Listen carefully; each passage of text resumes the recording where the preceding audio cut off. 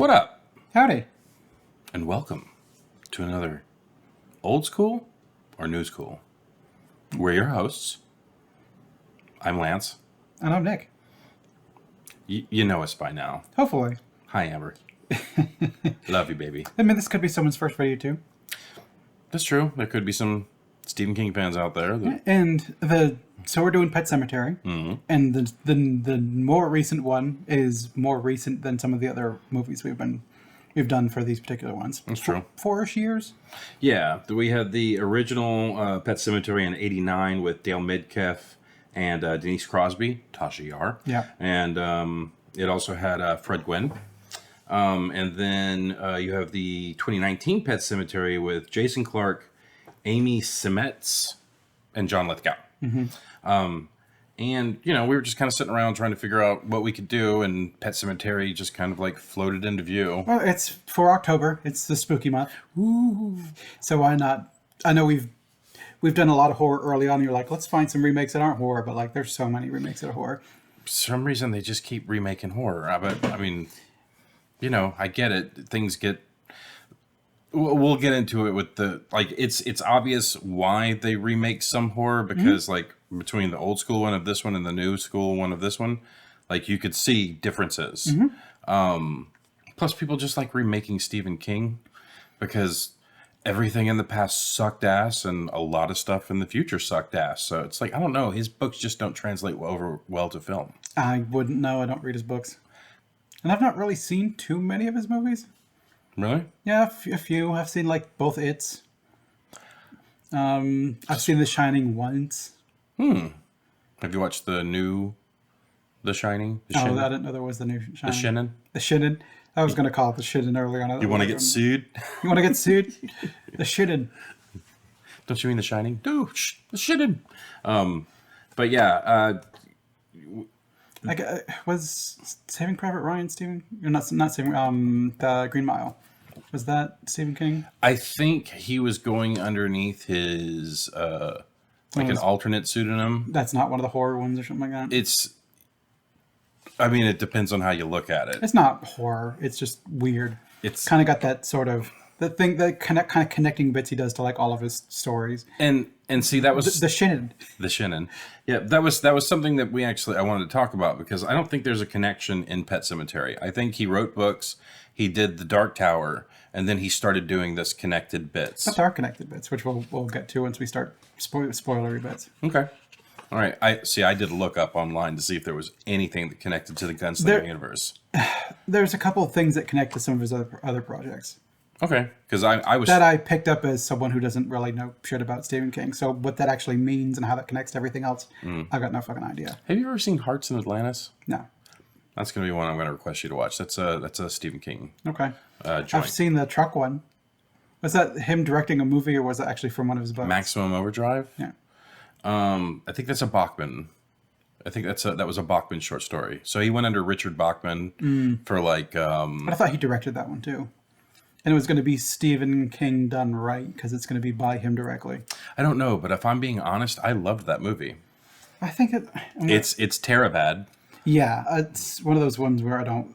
But it had like the Green Goblin truck and stuff like that. Yeah, the toy truck. And it was like a big, evil-looking Green Goblin on the front of it. And I think just recently someone snapped a picture of the Green Goblin truck like riding around out there. And they're like, oh, fuck, it's back. But I don't remember if he directed it or not. Is it going to show it in cast? I think cast is only... It's only that. Director Stephen King. No shit. Writer Stephen King. Hey, I liked that movie a lot. As a matter of fact, that's one of my guilty pleasure movies whenever it's on. Because I always love the waitress who ran outside of the diner. And she's like, what are you waiting for? What are you going to do? And the fucking Jeep mows her down. And they're like, yeah, that was smart. That shit was awesome. So it says, a film by / written for the screen by / based on the short story Trucks by Stephen King.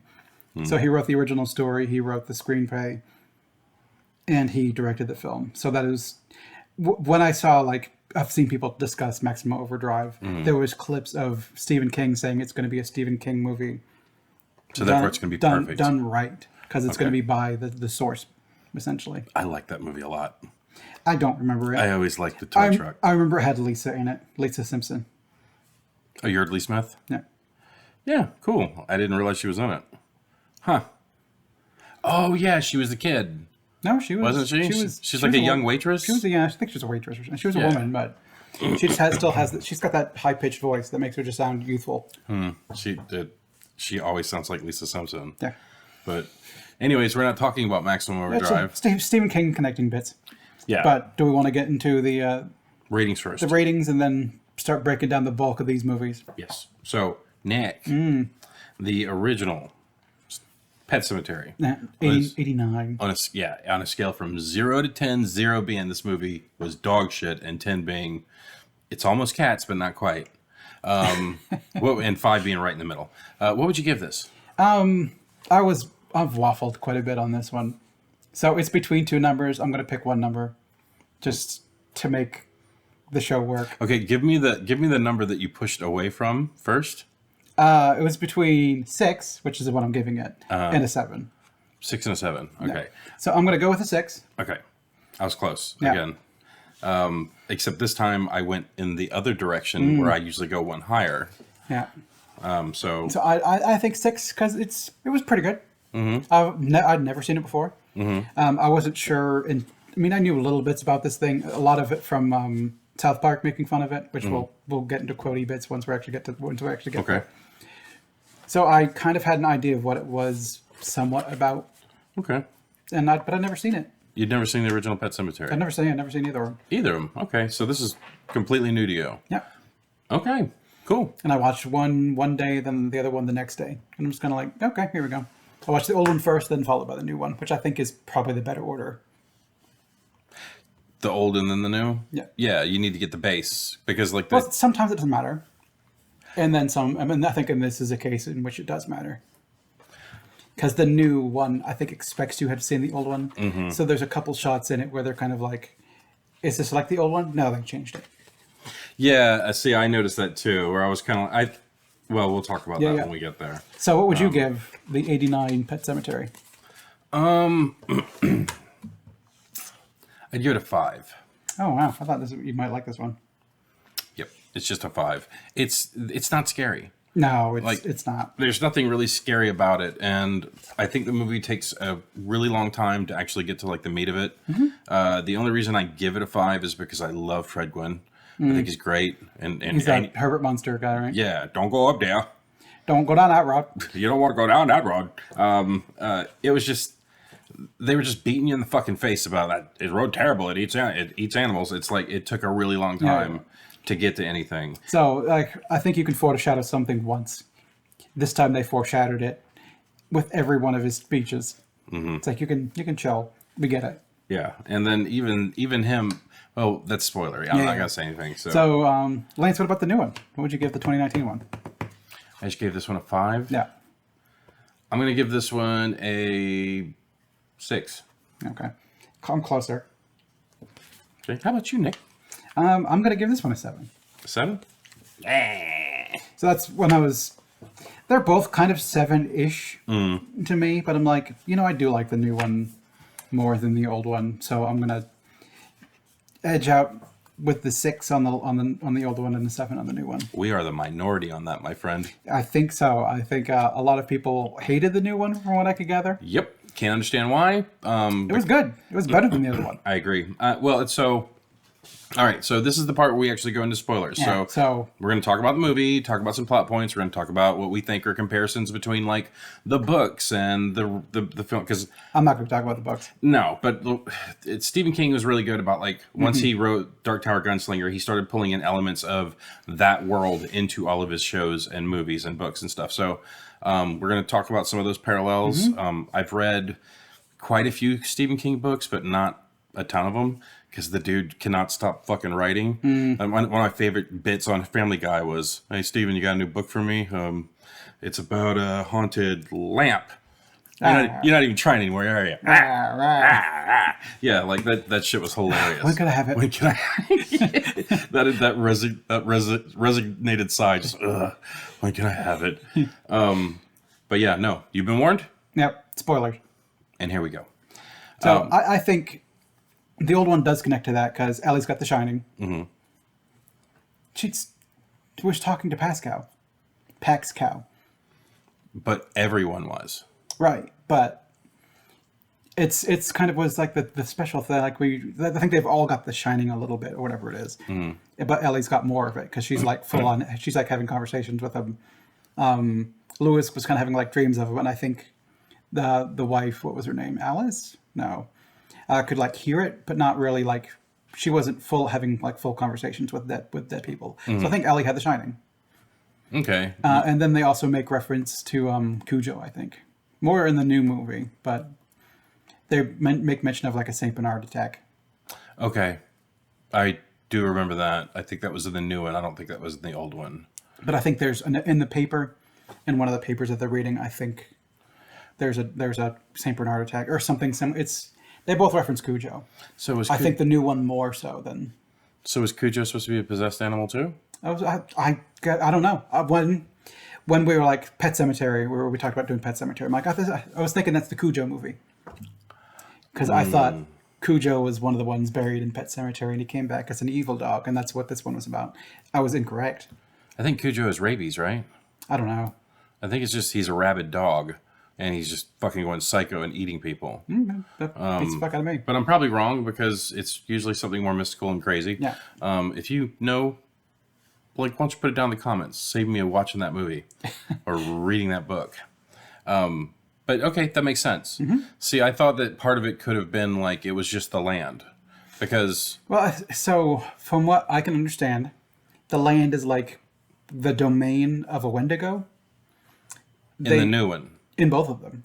Okay. They just draw attention to it in the new one. Because in the old one, you can hear it moving around. Okay. The second time he's bringing Gage in to go bury him, and everything's like, fucking stop.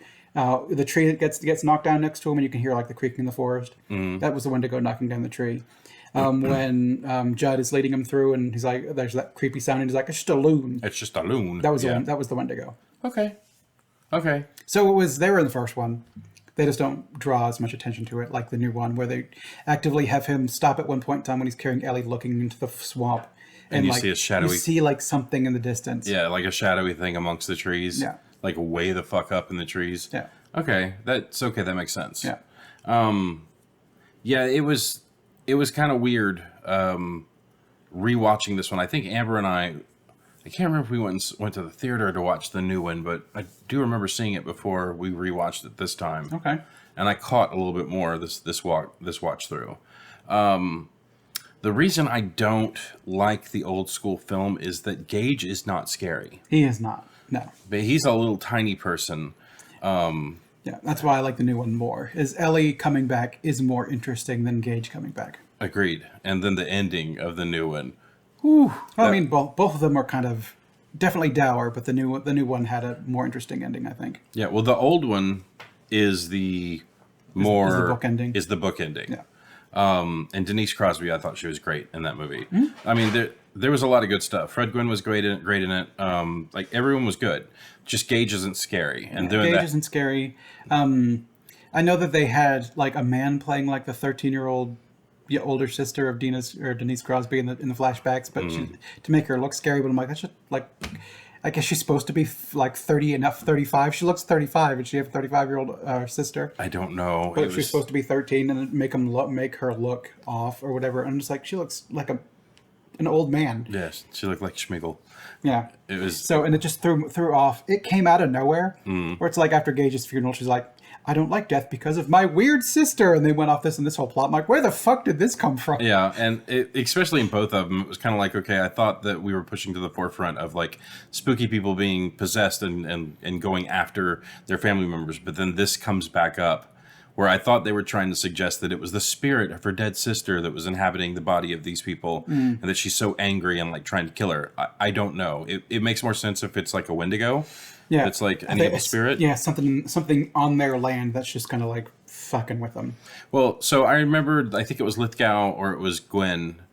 One of them said, "Whatever's up there, it feeds off your fears." You know, kind of like it. Yeah. You know, it eats your fears. It finds that discontent within your heart and just basically drills the fuck out of it. And maybe her thing, having that Yeah. it's so big that it basically drives it to the forefront. Like that's the one thing that they can really fuck with her with, because Yeah. she's got that gigantic fucking thing in her closet. Plus, they also introduced it in the newer movie much sooner on and made it a more integral part of her story. Whereas in the other movie, she's just kind of like, oh, this thing happened. Like, what the fuck is going on? Why is this a thing? Yeah, it was almost a smash cut into that, Yeah, you know. Yeah, I agree. It was weird. Yeah. But, So Ellie was much better as the kind of returned child rather than Gage, because Gage coming back, I'm like, okay, it's kind of silly. At points where they're like throwing it around as like a little doll, I'm like, they're throwing around a doll. That's silly. yeah. The one thing I wanted to point out, we haven't really gotten into it, but like whenever she comes back and he's brushing her hair in the tub, and I guess the comb was like hitting the staples in the back of her head. Yeah. But I think it was because her hair was so knotted, but it was pulling out, and then that's when he could see the staples. Yeah. Like she wasn't reacting. They Yeah. made a special point of it to have her just sitting there, like. And just like her head being pulled back a little bit, but she's not Yeah. like showing pain. But in the graveyard scene when he's fighting her and he bites her hand and she's like, ah, I was like, when did you get so sensitive? You know, like I just thought that was funny. It was like suddenly you can feel things, whatever. But they were little tiny. Oh, so close. Come here, Skeeter. Come here, Skeeter. Bam.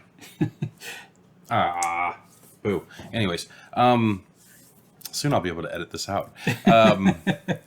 But yeah, it was so kind of. She was much better because she could convey like a wider range of emotions. She could like tell you what's going on. It's just not like the cat comes back and it's evil. Okay, I mean it can't really. It's a cat. It can't really convey what's going on in it. The 2-year-old can't really convey what's going on in him.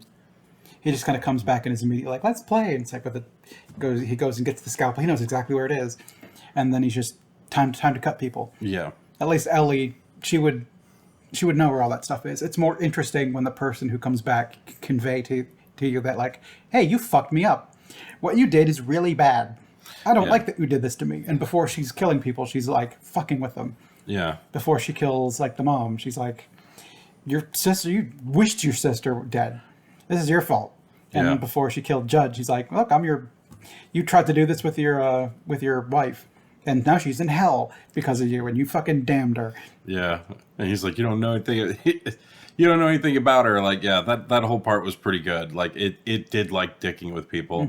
But it was like if you loved it or if you were trying to accept it, it kind of left you alone. Because the dad was like, I'm so happy to have you back. You're so great. And she's like, I love you, Daddy. And as soon as the mom comes home and she's like, that is not our fucking daughter. She's like, oh, bitch, you dead. Yeah. I'm going to cut you I up. think she was doing like the long game or whatever. And once the mom comes home, it's like, that's not my daughter. She's like, nah. I guess we're not doing the long game. Guess I got to ice your ass now. Yeah, we're gonna move forward the timetable. Yeah. One other thing I wanted to mention is I thought it was funny in the old school version, you had the trucks hauling ass down the road, and it was just like, quiet, quiet, quiet, quiet. Brawr! And like they were jump scares, definitely. The first time the truck goes through in the new one, it roars like a lion as it goes past. Really? Like there's almost like a lion's roar, and I was kind of like, okay, interesting choice, you know. But I just thought that was funny. It's the monster that's roaring by. But yeah, Ellie made a much better bad guy. Yeah, evil kid. The ending of the new one, I thought, was like even more fucking like. It's. I think the new one went to great pains to make itself different from the other one, and kind of was pointing out how different it is at certain points. Yeah. When Chud was going upstairs and like he thought Ellie was underneath the bed, and you're like, oh, it's showing his ankle. Is she going to cut his ankle? But no, then he kicks the bed away. Yeah. And when the truck was coming and like Gage is right out there on the Damn, I think I still missed him. Fuck, that is the slickest mosquito. Sorry. Anyways, go so ahead. when Gage is like running out to the road, you think, oh, Gage is going to get hit, but then he saves him, and then Ellie gets capped. Yes. So they kind of subverted your expectations there. Yeah, that was the first movie. And when was this name still Lewis when he was about to off Ellie again, and then he gets killed right then, as kind of like that. Yep, same. It's different. Yeah, well, I mean, you knew it was different the second they took Ellie instead of Gage. Yeah. You knew they were going down a different road, but like You don't want to go down that road. you don't want to go down that road. Sometimes Dad's better. The soil of a man's heart. I don't even remember the speech, but I thought that was weird. The soil of a man's heart is stonier, Lewis. Estonier Lewis, and then like they brought that back up in the old one, and he was kind of like, "What?" Yeah. And then I don't think they did that in the new one. They didn't have him bring it up quite like that. I think Pascal said something different. I think he was just. It was a narrated bit at the It was end. yeah. It was whereas in the original Pascal was like speaking a future line. It's kind of like a prophetic. This is going to happen, and at that point in time, it means nothing. But then when he hears it come from someone, he's like, "Oh shit, this guy knows what's coming in the future." But still, in both versions, I don't think he listens to Pascal literally zero. Yeah, no, Pascal was just there. Yeah. No one really kind of heeded him. The only one that seemed like they were really kind of seeing him is Gage. Other than the dad initially. Yeah, and then Ellie in the first one, and Gage in the second one. Yeah, and then like he was just kind of ignoring him the entire movie. The only one that was freaking out was Gage whenever he would see Pascal. And then you would see him just kind of like sitting in the back seat here and there, but they didn't really show him that much. He was a much smaller part in this movie. Yeah, in the new movie, I don't know that he was as necessary. It was in the second movie, or the original movie, he was like actually doing a role. The new one, he wasn't. He was actually kind of there trying to be like that. I'm going to try my best to sway these people away from using this ancient evil power. Yeah. Well, And I mean, the new one, he's just kind of like there being like, you tried to help me, so... and then he tried to actually change their course in some places where like Denise Crosby's car broke down or it ran off the road, and he's like, they're trying to stop you. And she was just kind of like, hello, is someone there? Like she was hearing him. She was hearing the echo. She was being stirred by the echo. Little hint. But yeah, it was. I think the new one was just a much better story. I will give the first movie points for one thing. When you go to the dad's house and you see the picture of the little dwarf dude, like the Oompa Loompa in the blue fucking pimp suit with the little hat, there's like a painting that's really fucked up. And then at one point, Gage is dressed like that. When he goes to kill the mom or whatever, he's wearing the blue little suit with the little fucking, dressed like a slick little pimp. I was like, all right, that's pretty good. But like when they were showing the painting in the actual movie, I was like, God, that is like the worst fucking painting. Why are they showing this? And then later on, he shows up in the little fucking suit, and I was like, A, where did he get that suit? You know, and B, why? Why did they make him look this way? I imagine... So, like, instead of having baby photographs or whatever, you have a baby painting. Okay. But it wasn't him. It looked like the dude who played the Oompa Loompa in the fucking, like, Johnny Depp, Willy Wonka. What was his name? Deep Roy? Yeah, it was just, it didn't look, it was just, that whole scene, all I could do was stare at that fucking painting, and I'm like, that is horrible. There's a painting we have at work that someone did. It's like a watercolor or something like that. And like it's been floating around my department for years, and like it keeps showing up in people's offices, and then they'll move it to another office. It's horrible, and I think it just recently floated onto my desk, and I made it go away forever because it's not funny.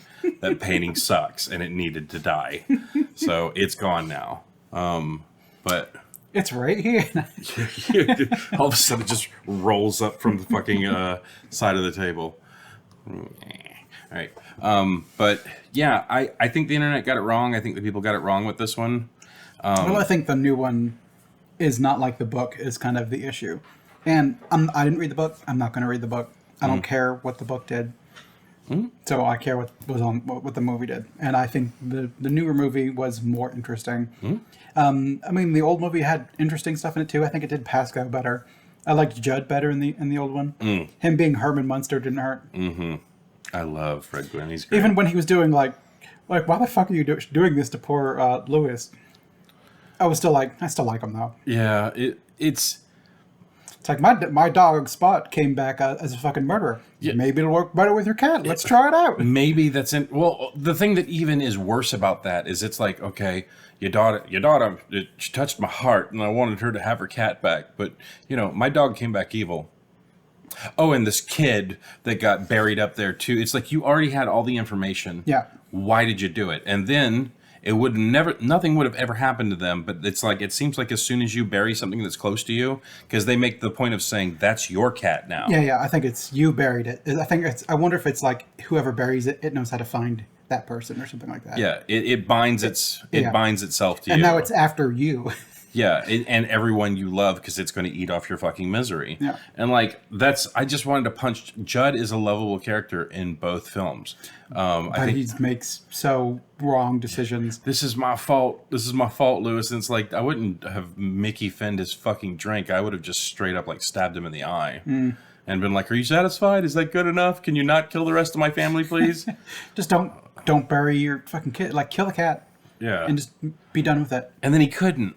No, He no. couldn't. And that's the reason why his kids died. Well, Ellie died. Well, I loved the original when he's fucking like when he injected the kid and when he injected the cat. He's just like, "Nope, sure, easy, buddy, easy, buddy," and the cat's just like, It's even Gage is like, no fail. "No fair, no fair." And then like if you watch that scene when he falls down, the kid actually falls over and bumps his head into the door, and I was like, that had to have been a blooper because that kid looked like he might have hurt himself. But I have a feeling King was like, "Keep going." Well, I don't think. Or whoever it was that Yeah, directed the it. They were just like, that looked more authentic. Let's just keep it in the film. Because You make the kid do it once, you're not going to do it again. true. But yeah, it was just, Because I think they wanted to have Gage involved in the scary stuff as little as possible. Because you don't want to traumatized a kid. traumatize a 2-year-old. So you try to limit their amount of exposure to that shit, which means there's less, I don't know, creepy shit on screen, which just makes it like a super powered, really weird kid / doll occasionally. Yeah, And I'm just not. I wasn't feeling it. and the doll was horrible. Yeah. Like it was. And Gage drug Natasha Yar up to the attic and hung her. Like, I'm not. It's silly. Well, so I was actually thinking about that from the first movie, and then watching the second movie when he's fighting her in the graveyard, and she's like manhandling Oh yeah, him. she's strong. And I was just kind of like, okay, well, apparently she's got like some kind of supernatural strength about her because Gage had supernatural. Like, he went down into like the Achilles tendon, just like whoop, like it's nothing. So I mean, he's strong. It just looks dumb. yeah, When there's a 2-year-old dragging a man around, whereas like maybe a 9-year-old dragging a man around, would be like, oh, she's a little stronger, that's fine. But for a 2-year-old, it has to be like supernaturally stronger to the point where it's kind of like, oh, this is silly. and his daughter's entirely unlikable in the old film. Yeah, Like that little girl was just so whiny. Like she wasn't helping the story. I'm glad they left out the whole thing between the fucking stepfather and him. that was annoying. Yeah, that. I didn't get the point of, like, because we don't know why he hated him. He was a fucking doctor. Well, yeah, but he's It's like, I'm so angry that you married a doctor. Like, what? Why? You have to give us something to, like, why does the father not like the son-in-law? well, he makes the speech at the funeral where he's like, "I told my daughter her life would be full of sorrow, and here's just another example." And you know, like, what did he do? Like that was so bad they don't even broach into it. And, Yeah. and she just like, And they kind of set them up as being assholes anyway, because they're making their young 8-year-old daughter take care of an infirm person and just kind of like fucking off. yeah, you get to feed her. We're just gonna stick her in the fucking attic apparently or wherever it was, Yeah. and just ignore her and you feed her and do all that shit. It's just I don't know. Maybe at the time it was like because the book is old. Like the book's been around since I guess like the 70s or something like that. But it's like, Well, you've got a sick daughter and you're ashamed of her, but you still don't like traumatize your 8-year-old who's like, but it just makes them look bad. They're just shit people. yeah, and I think they had a very was I could be wrong about this, but like wasn't the father the dude that was in The Producers Oh, I don't know. as Bialystok? I'm not sure. I didn't recognize him. Although the people I did recognize was Jason Clarke. Because I'm like, I know that man. And I'm like, I had to flip through to look at him. So a small connection to what we did last month, Planet of the Apes. He was in Dawn of the Planet of the Apes. Who was he in that? He was like the human. Oh, the human. Okay. Or one of the many humans that kind of went to... Because in Dawn of the Planet of the Apes, the apes had their own civilization. And it's near a dam. And the humans want to power up the dam so their civilization can kind of pick back up. Oh, the newer ones. Yeah, Dawn Okay. Dawn of. Got it. So he was one of the ones that went to help fix the dam and also build up a rapport with Caesar. So he was like the main human in Dawn. Interesting. And then what was it? What's his name? Gary Oldman was kind of like the main antagonist in Dawn. And then John Lithgow was also in Rise. of Planet of the Apes. as the father As with it is Alzheimer's. I was, yeah, and see, Amber loved that the relationship between Caesar and John Lithgow in that movie. She fucking loved it, Yep. and I did too. I thought it was very sweet. Well, I think Rise and Dawn are like Rise is great. Dawn was pretty good, and War I think was okay. I've not gone back to watch War again, but It's all a right. Planet of the Apes connection since we watched two Planet of the Apes movies last month. We might have to get to them if someone requests them. It just has their own movies because they're not remakes at this point in time. So the book was wrote in '83. 83. Oh yeah. So and then it won World Fantasy Award for Best Novel in '84. And then it was adapted to 2 films, 89 and 19, which we are reviewing now. Pet Sematary, responsible for people not knowing how to spell cemetery for generations. You know, the funny part about that is that I never paid attention to that, and then I saw the thing I saw the title when it popped up because I thought it was spelled right with C, you know, and then I saw it because I was typing cemetery and right, Yeah. and then I was like, did he do that on accident? But no, it's written by kids. Yeah. So, how many A's are in cemetery? 1 0. It's all E's. Cemetary. No, Cemetery. Really? Yeah, I get it wrong all the fucking time, and I think it's because of Cemetery. yeah. It's all E's. I thought it was Cemetary. That's what I have thought for a very, very long time. And luckily, you know, shit nowadays, like you start. No, you're right. Cemetery. Wow. There's no A's in it.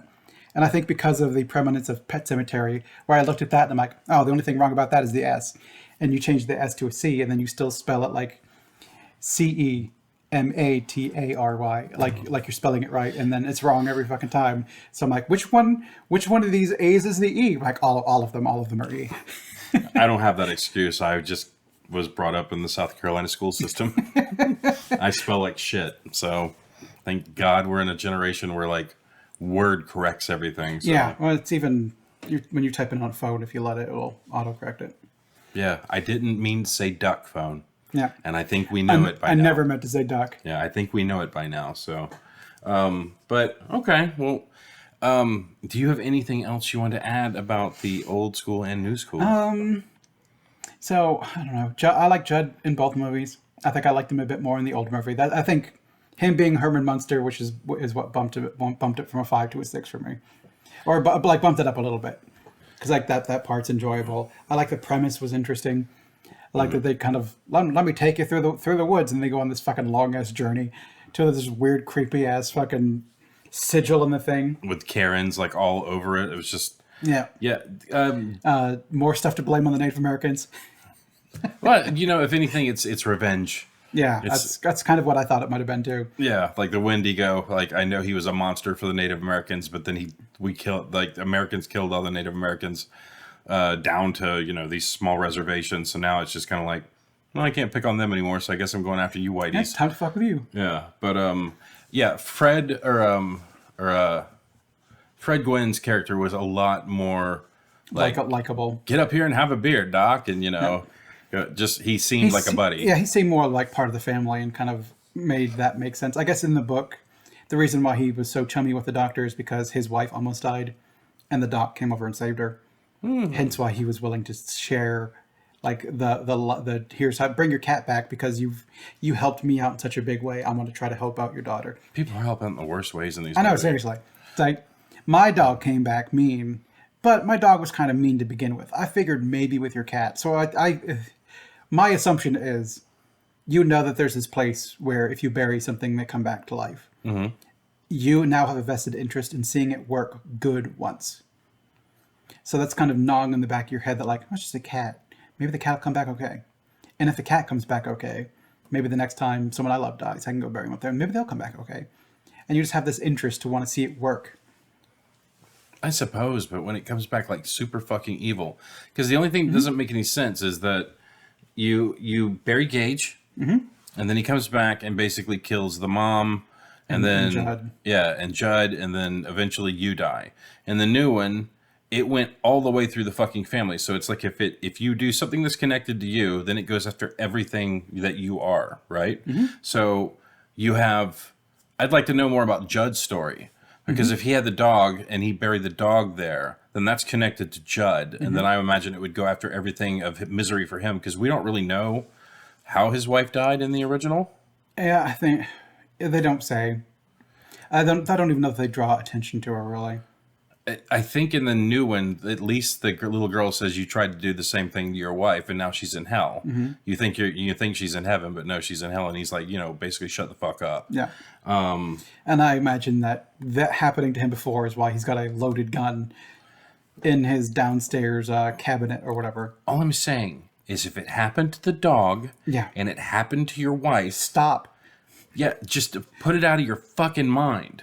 Especially when you can go to the cemetery and go, oh, cute, it's a cemetery the kids built for. What the fuck is that monstrous looking thing on the edge? And it's like this, someone just put a bunch of fucking sticks and it lights up occasionally. Yeah, they built the wall to keep the wind to go out. Yeah, it's fucking, and it lights up. Like there was that one scene in the old one where it like straight up fucking like glows. It's just fucking weird. And then like, even then, what was the name of the land? Like, God Baby, Little God Swamp. yeah, something like that. It was just kind of like, okay, that's really unsettling. Yep. And then even then, it's like they didn't even know they had that land. It was like, how far back does our land go? It goes quite a ways back. You own Don't this. explore it though. Yeah, don't go back there. Don't want to go down that road. You don't want to go down that road. God, we were getting so much good use out of that line. I love that. So I guess, little bit of knowledge of Pet Sematary came from the South Park episode in which Butter's dad think Butters died. And they had that Judd character being like, oh, you don't want to go down that road. Don't want to build buried kids in the cemetery. Sometimes dead's better. So he buried the dead kid, or the dead pig in the cemetery, because Butters wasn't actually dead, and Butters came back and was just Butters. But his dad was like, oh, he's evil. It's like, God. oh, Dad. I vaguely remember that episode. Vaguely. But it was just kind of everyone. I can't remember. It was some like, I think Cartman made Butters fake his own death or something stupid like that with a pig carcass. Was that the ninja episode? No. That wasn't the one where like Butters got the ninja star to the eye? No. Okay. I don't remember why, but Butters was tried to go home and was just kind of like, his dad thought he was evil. And it was just Butters being Butters. Okay. Well, Buddy's family just sucks too. Yeah, it does. They're like the worst. Yeah. You thought. But there was a lot of the Judd character being like, you don't want to go down that road. And sometimes Dad's better. I was wondering why you quoted so much from a movie that earlier you were like, I haven't That's seen. from South Park. Okay, got Sometimes Dad's better. Sometimes Dad's better. That's just, ugh. You know, it's like Lewis was sitting at the, like in the old one, Lewis is sitting at the table and Judd comes in. I know what you're thinking. do you? You're thinking about burying your son in that place. Yeah. Don't do it. Sometimes Dad's better. Well, it's like, Judd was a lot quicker in the new movies. So when the wife called and said, he wasn't answering the phone. Yeah. Because he was out there like burying the daughter. And then when he comes over, he's like, yeah, I'm just kind of waiting for her to call me. I've been waiting for the call all morning. And then he like looks at his hands and sees like, the dirt and the grime. Yeah. And he's just like, if you've done something, it's not too late to undo it. And he's just like, I don't know what the fuck you're talking about. Get off my porch. Bye. Yeah, bye. And shuts the door on his face. It was kind of like, okay. And then he went over and got his gun. Yeah. And then you see the girl upstairs. It's like, come back across the street and help me with this shit. Because this thing is fast. It's strong, it's fucking vindictive, and it will never stop. It's the fucking Terminator of fucking monsters. Yeah. So, yeah, I don't know. So, I mean, it's all Judd's fault. It is. And I think my assumption is that it's Judd wants to see it work right. And you're just hoping that, like, well, there was something wrong with Spot. Spot always had a mean streak, and it came back mean. I guess he didn't really see the cat be mean. But I mean, when So Church, he just thought Church came back. but Church was always like a dick. At least in the new movie, right before he was about to inject it, like Church was just like meow, Yeah. meow. He was like, I can't kill you. So look at me, I'm just a little kitty. Yeah, but Church in the old movie, he was just a fucking. He was always hissing, which I think is kind of you try to put the doubt in there that there's whatever you buried, there was always, it just amplified the bad. So if you put like a little 2-year-old, a little 9-year-old, there's nothing bad in a 2-year-old. They don't call them terrible twos. Oh, God. I know I wanted to choke up my 3-year-old a couple of times. Jeez.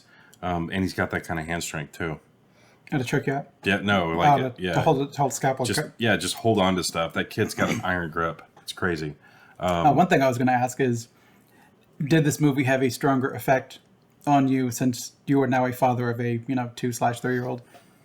That's a great question. I think the saddest part I got was, and I know they were intentionally milking it in this direction too, where she's like, "I love church. He's my favorite. I don't want anything to happen to him. Oh, Daddy, I don't want him to die. It's Make the promise." And he's like, it's foreshadowing, but I think overdone. when her heart's breaking at first, when the cat dies, I was just going through my head, what would I do in that situation? And that did kind of break my heart. But I'm glad you asked that question because it reminded me. I want to talk about the whole conversation about the parents and the religion thing, the religion bent on it. Yeah. Not to get religious on the show or anything, but I thought some of the stuff they were saying was where interesting.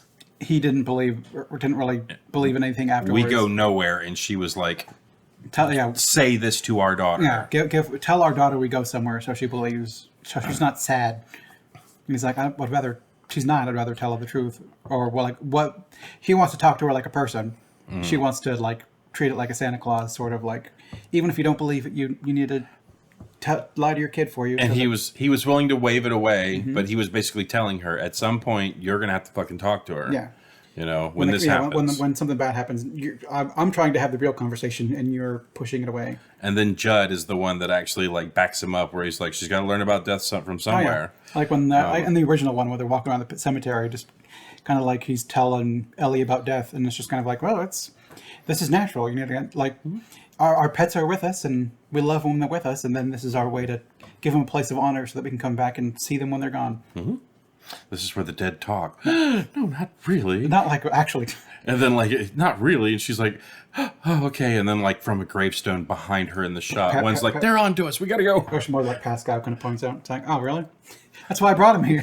It's my whole point. It's the whole point of me in this movie, guys. Yeah. But yeah, it did. The old one hit a little bit differently from the way she was reacting. But I sure as fuck wouldn't bury a cat in an Indian burial ground. I'd literally be like, yeah, this one looks good enough. I'll buy that one. Buy her a new fucking cat. In the new one, however, it kind of broke my heart. For the fact of Gage is so stacked up against each other, and he's so small and innocent and does not know what's going on. And the dad is like, stay in the car, don't open the door for anyone except me. Yeah. And then at the end, he comes back and he's the one that gets him out the car when the whole family's possessed. Dude, that punched me in the fucking heart. Because he's just looking at his father and his dad, just like the way he like got in the window and like put the hand on the window. And then it fades to black and you hear the car unlock. I was like, I thought that was a master strike. It's good. Personally. And then I was really surprised to see what the scores were. But I think you hit the nail on the head. It wasn't the original script. Yeah. And I think people were expecting to see that. But I mean, also at the same time, do you want to see it be exactly like it is in the book? There it is. It's stop fucking bitching about stuff and saying they're ruining my childhood when they're putting your childhood and you're like, not good enough. And then they put a spin for people that don't want to keep watching the same shit over and over again. And then people shit on it. But I mean, wasn't the Psycho remake like a shot-for-shot remake of Psycho? Yes. And that's bad. It was people don't necessarily like it because it's the same. Why would you watch the new one? It was pretty. Yeah. Because like it was better quality of film and everything like that. But it's like, why would you make something exactly the same way? And people don't know what the fuck they want. Yeah. Is what I think I'm coming up to. Yeah, we've watched a decent number of remakes at this point in time, and we've cited more at the remakes than the originals. Sometimes, and a lot of times, like when they're different, I'm trying to learn to appreciate the differences because I don't want to watch just the exact same movie again. If I watch Pet Sematary and then the '89 version, then the next night watch the 2019 version, and it was the exact same movie but with new visuals, I've just been like, okay. I like the little twisty bits where they're kind of like, they call back to the original, but then they do something a little bit different. I'm like, this is more interesting. It's same dreariness to it, same kind of theming to it, but it's different. See, I laughed when Judd saw the picture on the floor, and he was like, "Yeah!" Yeah. in the new one. Oh, yeah, it was good. And she wasn't underneath the bed, and I was like, "Oh, where's she going to come from? She's going to come from the ceiling? She's going to come from the ceiling." And And she then he went downstairs and he got it like right through. through the stairs, and they even show the part where, like, earlier in the film, where she goes up to the stairs, and she's kind of like, I guess she's kind of like in an under area, and she's like, and then just kind of like walks off. So they foreshadowed that a little bit on that, but yeah, I don't think people just know what they want now. They want, honestly, if you want your video game movie to be the fuck, because I'm still pissed about fucking Uncharted. That was a decent movie. It was fine. It was good enough. And now we're not going to get anything else. And Mark Wahlberg was so Mark Wahlberg in that movie. How could you hate that? Hey, Nathan Drake, heard you gonna go look for some treasure. Say hello to the Incans for me. I don't do it as good as you. So I don't know. I don't know that I do it good either. yeah, you do it. I think that's the point. You make me laugh every fucking time. It's not about being accurate. Yeah, It's about being accurate to the true to the silliness. yeah. Yeah, but it's just I'm upset in the day and age that we're living in because people don't want the same thing. They want their expectations subverted. But when you subvert their expectations, you can't fucking win. Yeah. Like, you cannot win for being a creative right now. And you try to put out a new movie, like a new IP, people don't go see it. You put an old IP, people get pissed that it's fucking more Star Wars. Well, Star Wars is making money, so studios are going to keep putting out Star Wars. And no one's going to see fucking, I don't know, Last Voyage of the Demeter, which was even still not a new concept either. But people aren't even seeing new-ish things. They're not. People aren't going to see shit. I mean, The Last Voyage of Demeter was at least a new story from an old story. Because we know that the boat gets there in England. Yeah. It's, deserted and fucking everyone's dead. But this time you get to actually see it. What's like the last movie I saw that was just its own fucking thing? I don't even know. Like its own original IP. I don't know. They're not putting much of them out there, and when they do, and when sure, that felt like I guess that was new. That was its own IP. That the writer was hitting on their own old habits, but it was new. Well, we're out of ideas. Yeah, I mean, to the point. I mean, I guess Dirty Work was its own thing, but even then, it was just kind of SNL, the continuation. Yeah, but it was so good. We had a line. Like Van Helsing's an old thing. Like any of the Planet of the Apes, that's all old shit. Like Tombstone was from history. Dracula 2000, and that's another fucking Dracula movie. And Tombstone, that was like the 5th iteration of a Tombstone movie. Oh, really? Okay. Yeah. I mean, right now Harley Quinn is out. Okay. I watched Star Trek, more fucking Star Trek. Secret Invasion is another more of the same old shit. Barbie's an old IP coming back. There's not shit that I'm seeing recently that's like its own thing. I guess The White Lotus. I watched The White Lotus on Patrick's suggestion. I guess it's its own thing. Did you like it? It was pretty good. Okay, Amber really liked it, and she wants me to watch the first season, but I'm not really into the idea of it right now. I just got too much other stuff to get through. But yeah. But we definitely get old shit more than new shit. Well, it's nostalgia, right? Yeah. Well, it's if you're a company that makes movies, and in order to make movies, you need money, and in order to keep making money, you need to put out movies that make money. And someone comes up to you with Star Wars. The last time we made a Star Wars movie, it made $1 billion fucking dollars. You're like, oh fuck! If we make another one, maybe it'll make $2 billion. Maybe it'll make $500 million. Oh my god, not $500 million. Then someone comes up to you with something new, like The White Lotus. It's a show about people at resorts. I'm like, okay, I'm gonna go with the $1 billion project. Or whatever. They people come up with their own little IPs to be like, I want to think about it, telling a story like this. Yeah. It's like, can we make it a Shakespeare story?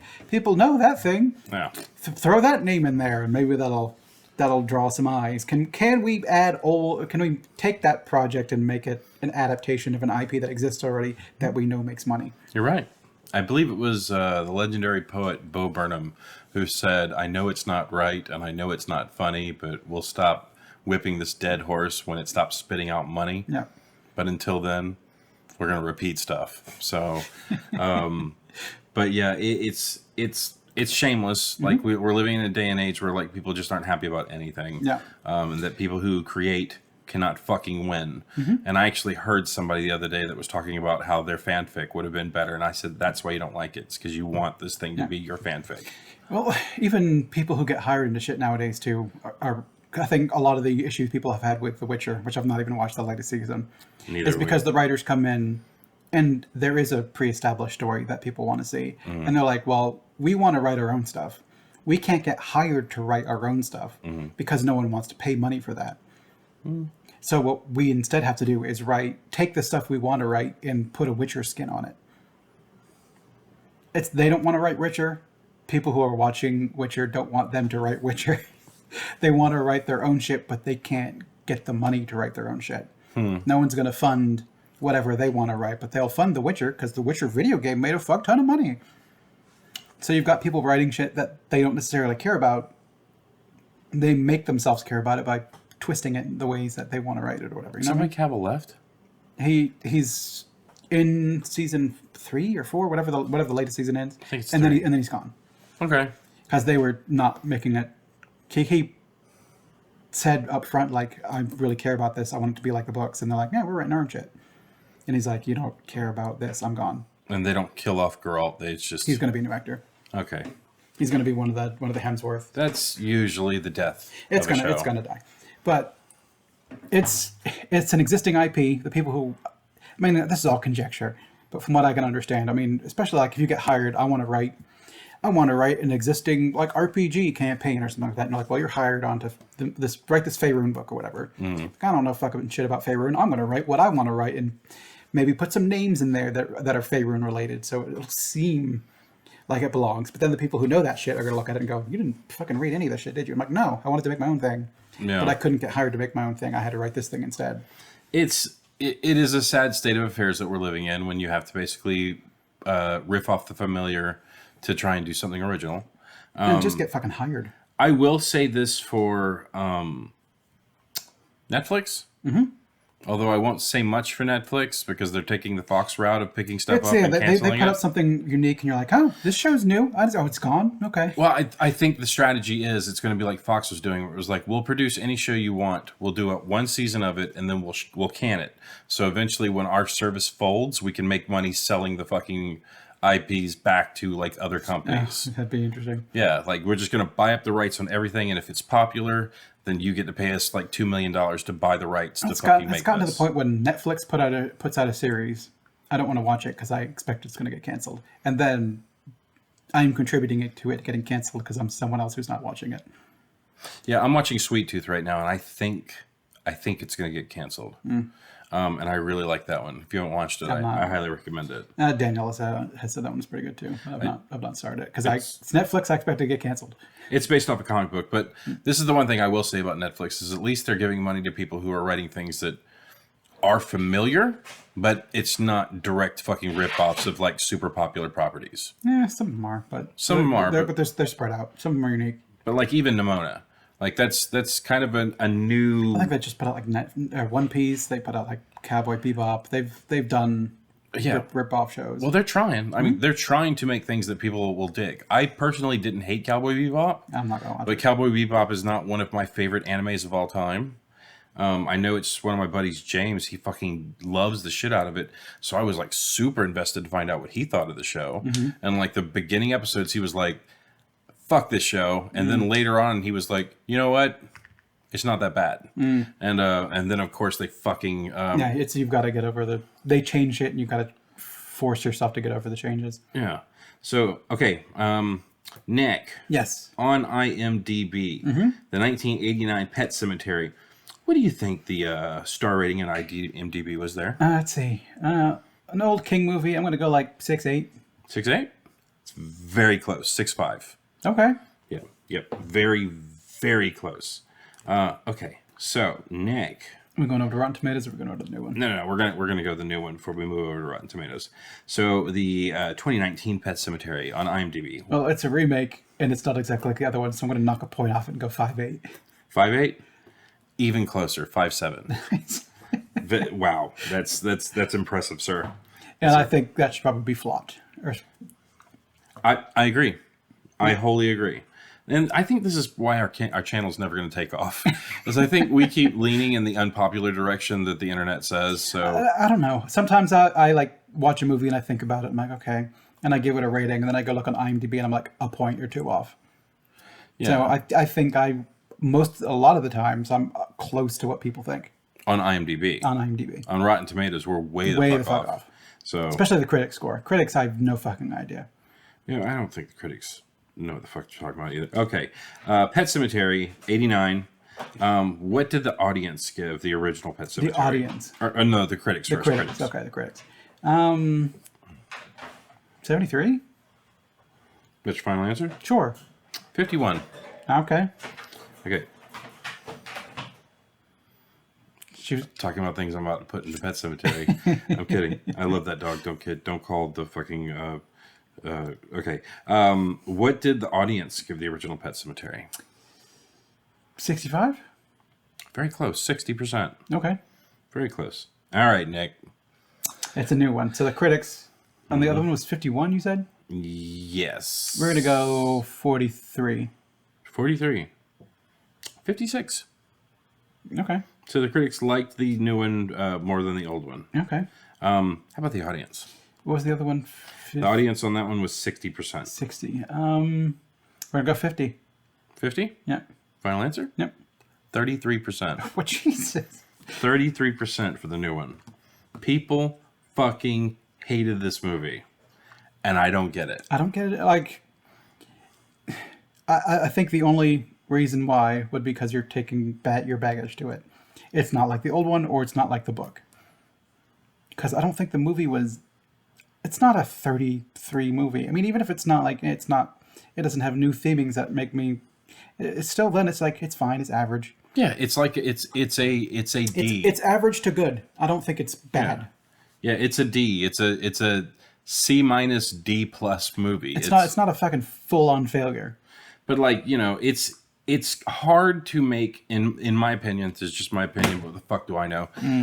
It's hard to make an interesting story about a kid murdering their parents. And I know that kid movies are like on the rise. In the late 90s, early 2000s. Okay, I was gonna even like with Megan coming out and just kind of make it, and Chucky getting a reboot series. The small people like murdering the adults is kind of has always been. Well, they're going after the small people and AI, so that's like a double for some people that are like afraid of tiny people and AI. It's just I don't know. You can't win these days. No.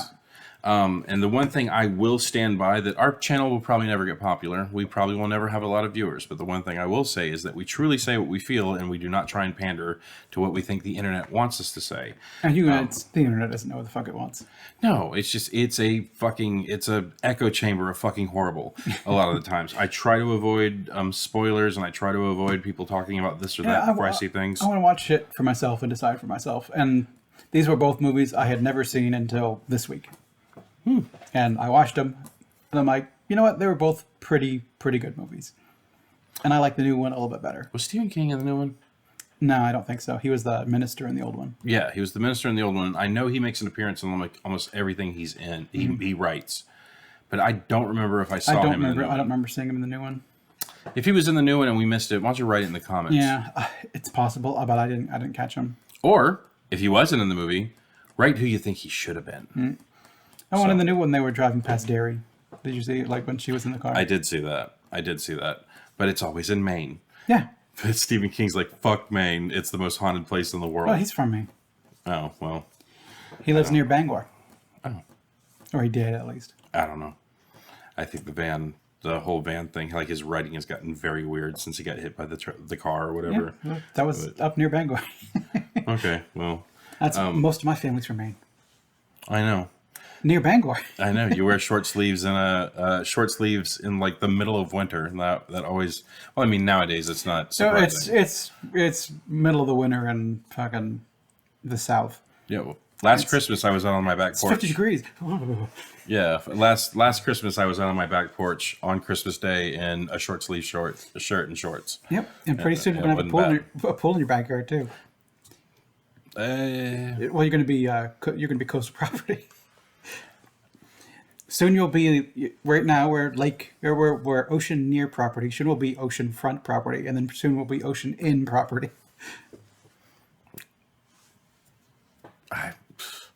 I hope we turn. God, I hate fucking. Yep, it's not up to us. Yeah, it's not up to us. Well, it is up to us.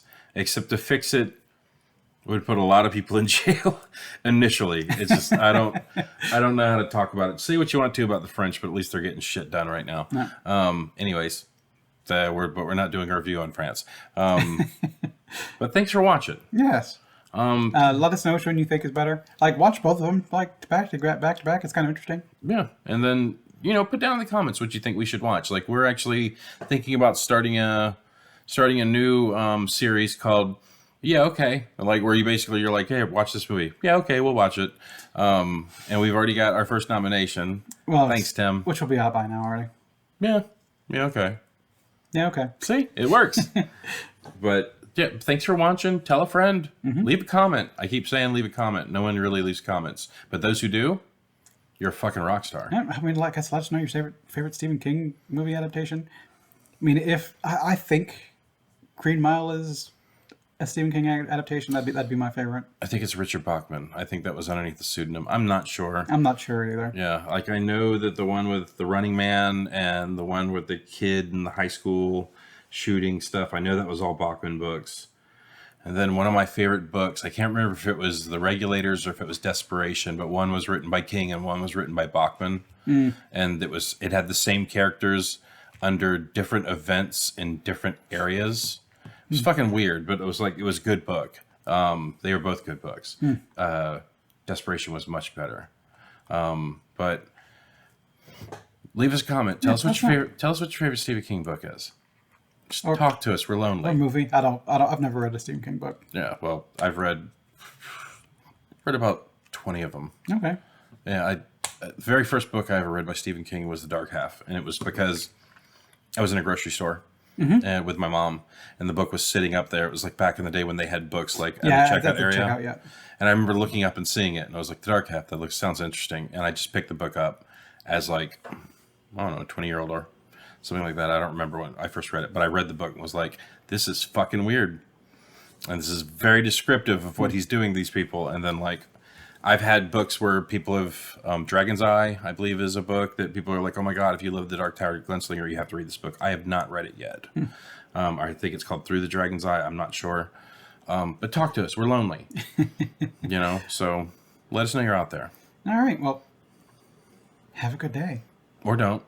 It's your life. We're not going to tell you what to do. But try to, if you can. Yeah. But until then, don't go down that road. Sometimes dead's better. Sometimes dead's better. Bye, everybody. See ya.